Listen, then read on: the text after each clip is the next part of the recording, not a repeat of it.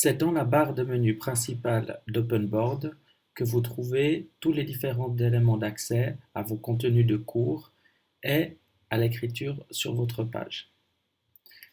La première zone de la barre de menu principale est principalement liée à l'écriture, de la même manière que vous utilisiez votre Cray. La deuxième zone est liée à la gestion des documents, à la gestion du contenu. Et la troisième zone vous permet de passer dans les différents modes du logiciel. Voyons la première zone. La première zone permet de changer la couleur du stylet, son épaisseur et de choisir l'épaisseur de la gomme.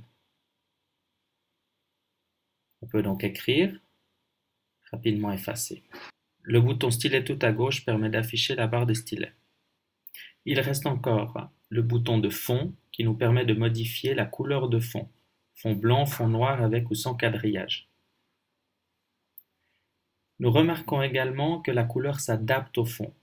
Si on écrit en blanc sur un fond noir et que l'on change la couleur, l'écriture changera. La deuxième zone de la barre de menu principale permet de gérer les pages et leur contenu.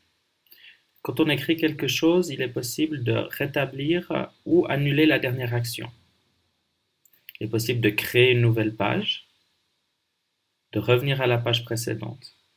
Notez que les actions qui ont été faites sur une page lorsqu'on est passé d'une page à l'autre ne peuvent plus être annulées ou rétablir, uniquement les actions de la page courante. Pour passer à la page suivante, effacer le contenu d'une page, le rétablir. Et nous avons également le bouton Grouper. Le bouton Grouper permet de sélectionner plusieurs éléments, objets, images, écriture, et de les grouper pour n'en faire qu'un seul élément. Remarque qu'on peut donc le déplacer comme un seul élément, contrairement à son voisin. En resélectionnant le même élément, en appuyant sur Dégrouper, l'élément est à nouveau dégroupé. Il existe également une astuce quand on fait un clic long sur une icône. Il suffit de cliquer quelques secondes pour faire apparaître un menu spécial qui permet dans le cas présent de dupliquer la page ou d'ajouter du contenu à une page, par exemple d'importer un élément OpenBoard ou du document PDF. La même chose existe pour le bouton Effacer. Il permet d'effacer uniquement l'écriture. Il permet d'effacer uniquement des objets. Par exemple, si nous allons dans la bibliothèque et ajoutons une image,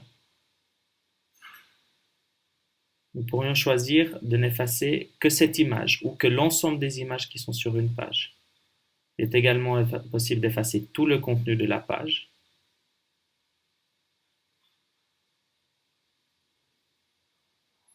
Ou, si nous avons une image de fond, de supprimer l'image de fond en appuyant, en faisant un clic long sur le bouton Effacer.